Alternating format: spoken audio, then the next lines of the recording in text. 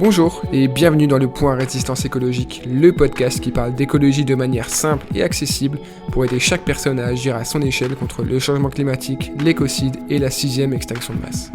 Je m'appelle Brice Schwartz et chaque semaine j'explore les solutions qui peuvent aider l'humanité à faire face à la plus grande crise de son histoire. Ici, pas d'écologie des petits gestes, d'idéologie ou de greenwashing. On aborde les problématiques qui font du 21e siècle le siècle des menaces et on met en lumière les réponses les plus réalistes. Trop souvent, l'écologie est considérée à tort comme le problème des générations futures, quelque chose de compliqué qui ne dépend pas de nous. C'est maintenant que tout se joue, et nous avons toutes et tous un rôle à jouer. En avant.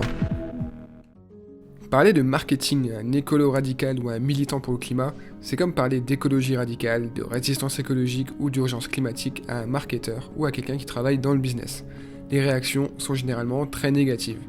Pourtant, ayant un pied dans chacun de ces mondes, que tout semble opposer, ma mission dans ce podcast est de te convaincre que l'on peut et que l'on doit même organiser leurs rencontres et même leur mariage. Challenge accepted.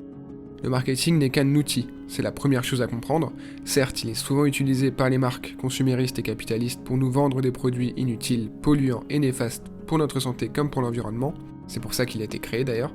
Influencer les consommateurs pour qu'ils achètent certains produits et services d'un côté et aider les entreprises à vendre des produits et services qui répondent aux besoins des consommateurs de l'autre. D'ailleurs, quand on parle de marketing à l'école, dans les médias ou en société, on prend souvent ce référentiel, le marketing de McDo, la com de Nike ou la stratégie de Netflix sur les réseaux sociaux, pour ne citer que. Pourtant, le marketing est aujourd'hui, et d'ailleurs depuis longtemps, utilisé dans de nombreux autres cas. Le gouvernement l'utilise pour des campagnes de prévention routière, contre l'alcoolisme, ou les sujets de santé publique comme la lutte contre le Covid-19 d'ailleurs. Les associations humanitaires s'entourent d'experts marketing pour encourager les dons et les inscriptions de nouveaux membres. Les politiciens communiquent énormément pour se vendre auprès de leurs cibles, particulièrement en période d'élection, etc. On peut marketer un produit, un service, mais aussi une personne ou une idée. Le marketing, c'est pas seulement l'entreprise qui essaie de vendre quelque chose qui coûte de l'argent à des consommateurs.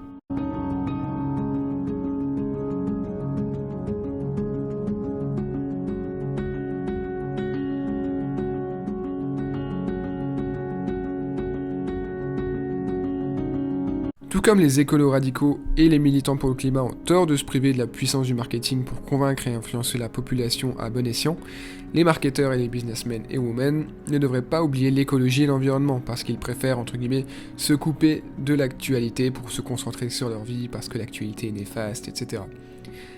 Il est donc rare de trouver des personnes qui sont aussi convaincues par l'urgence climatique et écologique que par l'intérêt et la valeur du marketing.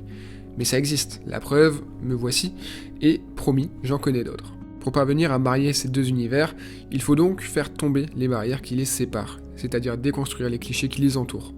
Non, le marketing n'est pas l'apanage des capitalistes et des multinationales, il n'est pas l'œuvre du diable, ni même un ennemi à abattre. Il n'est qu'une technique, un outil, ou plus exactement une stratégie, qui permet de rallier des gens à une cause, quelle qu'elle soit. D'autre part, non, l'écologie, la vraie, n'est pas réservée aux hippies, aux bobos, aux anarchistes ou aux zadistes. Mais sur ce sujet, je te renvoie vers l'épisode 4 du podcast sur les 9 principales excuses de l'inaction écologique et climatique. C'est au contraire le sujet qui concerne le plus de personnes sur Terre. Riches, pauvres, noirs, blancs, européens, asiatiques, femmes, hommes. Nous sommes toutes et tous concernés. Personne ne peut prétendre ne pas être en danger à cause du changement climatique, de la 6e extinction de masse ou de la pollution. C'est la cause qui nous unit toutes et tous en tant qu'humains. Et donc c'est pour ça que ça doit être notre combat à toutes et tous, surtout au XXIe siècle, c'est le siècle où tout se joue.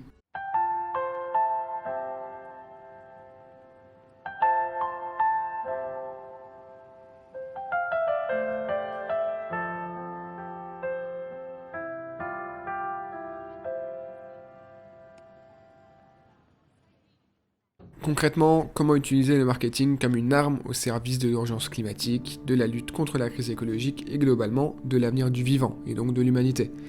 Déjà, en réalisant que de la même manière que tout est politique, ou peut l'être, tout est marketing, ou peut l'être. Expliquer à tes proches pourquoi tu es devenu végétarien ou végétarienne, c'est du marketing.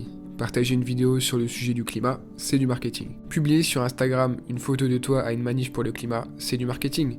Voter écolo au municipal, c'est aussi du marketing. Et enfin, créer un podcast pédagogique pour simplifier l'écologie et la rendre plus accessible et attractive, c'est évidemment du marketing. Voici donc 3 méthodes à t'apporter pour utiliser le marketing au service du bien commun.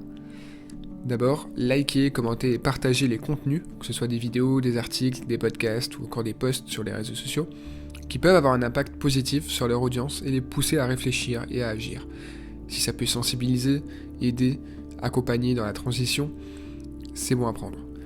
Ensuite, parler au maximum de ce qui te semble important au niveau environnemental et écologique, donc que ce soit des constats, des faits, des chiffres, ou des modes d'action, des nouvelles manières d'agir. Tu dois en parler à tes proches, à ton travail, sur les réseaux sociaux, etc. Je dis tu dois, évidemment c'est si tu as envie d'avoir un impact. Et enfin, créer une entreprise ou devenir indépendant dans le secteur marketing, communication et travailler uniquement avec des clients engagés. ESS, associations, entreprises à impact positif, etc. Il y en a beaucoup. On se rend pas forcément compte, mais aujourd'hui il y a de plus en plus, moi j'en vois beaucoup, que ce soit sur LinkedIn ou ailleurs, il y a beaucoup de freelance, d'indépendants, d'entreprises, d'agences aussi qui se spécialisent sur un secteur d'activité très particulier, c'est l'impact. Et l'impact, évidemment il y a l'aspect bullshit, l'aspect greenwashing, mais il y a vraiment beaucoup d'organisations qui ont un impact positif. Et aider ces marques-là, ces entreprises, ces organisations, c'est pas forcément des entreprises d'ailleurs, mais aider ces organisations à trouver plus de clients, à trouver plus de membres, à se faire connaître, à devenir plus visible, ça leur permet de se développer. Et donc, par exemple, je prends un exemple comme un autre, mais une entreprise qui fabrique des panneaux solaires, ça contribue au développement des énergies renouvelables au niveau global. Pareil pour des chaussures éthiques, fabriquées en matière bio, recyclée, etc. Si on travaille pour cette marque-là en l'aidant à devenir plus visible et à avoir plus de clients, ça contribue au développement de tout ce secteur-là.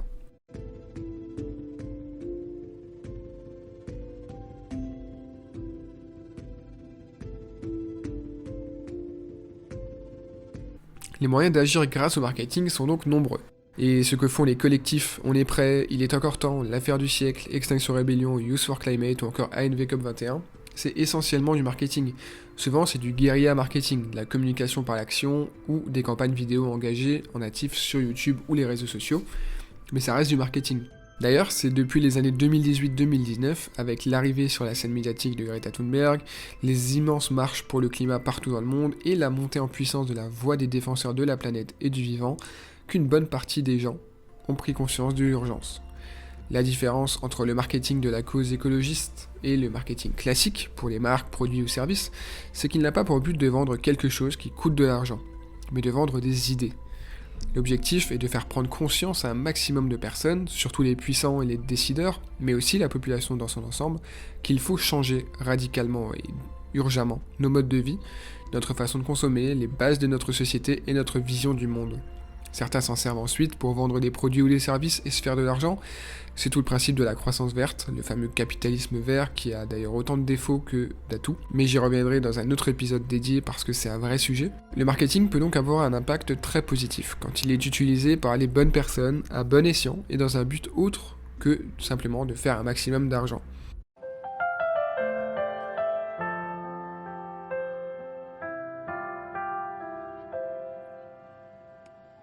En résumé, difficile d'être pris au sérieux si notre marketing laisse à désirer.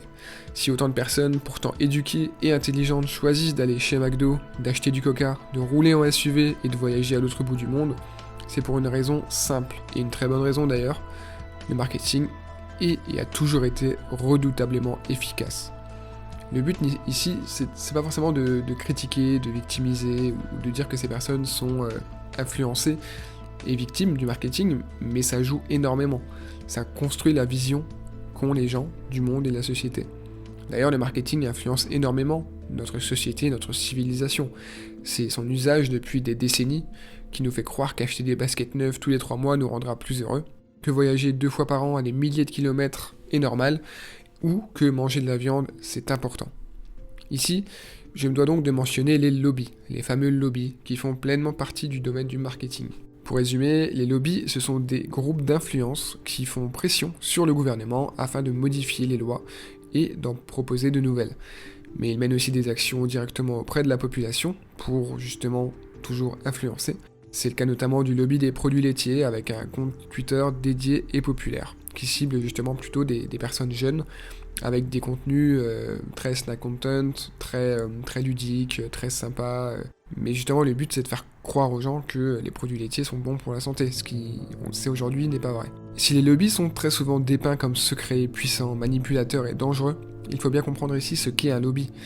Ce sont des personnes, souvent expertes en politique, en communication et en relations publiques, qui peuvent défendre toutes sortes de causes contradictoires. Le lobby de la viande fait face au lobby de l'alimentation végétarienne, le lobby du nucléaire s'oppose au lobby des énergies fossiles et le lobby des énergies renouvelables, et enfin, dernier exemple, les lobbies LGBT sont confrontés au lobby catholique.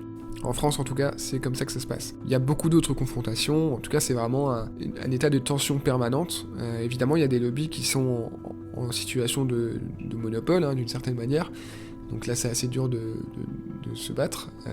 Et à l'inverse, il y a des lobbies qui restent puissants, malgré le fait qu'ils soient combattus de toutes parts. C'est par exemple le lobby du tabac. On sait, aujourd'hui, il n'y a plus de doute sur le fait que la cigarette est très dangereuse. Par contre, le lobby du tabac est quand même important.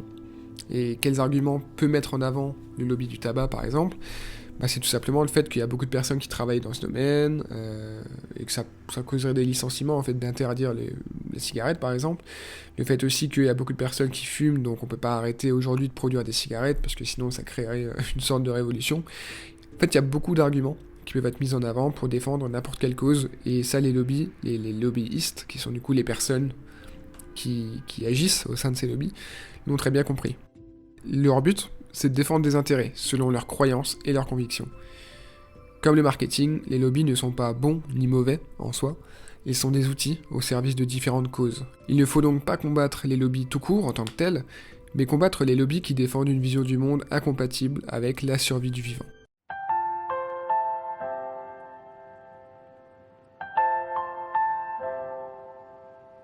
Voilà. J'espère t'avoir convaincu que le marketing peut être une arme utile dans la lutte écologiste et qu'il n'est pas forcément mauvais. D'ailleurs, j'ai écrit un article sur le sujet en 2019, je te mets le lien en description, et je te propose qu'on aille ensemble mettre le marketing au profit du bien commun. Merci d'avoir écouté cet épisode jusqu'au bout. Si tu es encore là, c'est que ce sujet t'a touché et que tu aimerais sans doute en savoir plus. Alors, je te donne rendez-vous dans les notes de ce podcast pour aller découvrir des ressources qui vont te plaire. Pour soutenir ce projet, le plus simple, c'est de me laisser une note et un avis sur ta plateforme de podcast préférée et d'en parler autour de toi. C'était le point résistance écologique. Je te donne rendez-vous dans le prochain épisode pour avancer ensemble dans la lutte.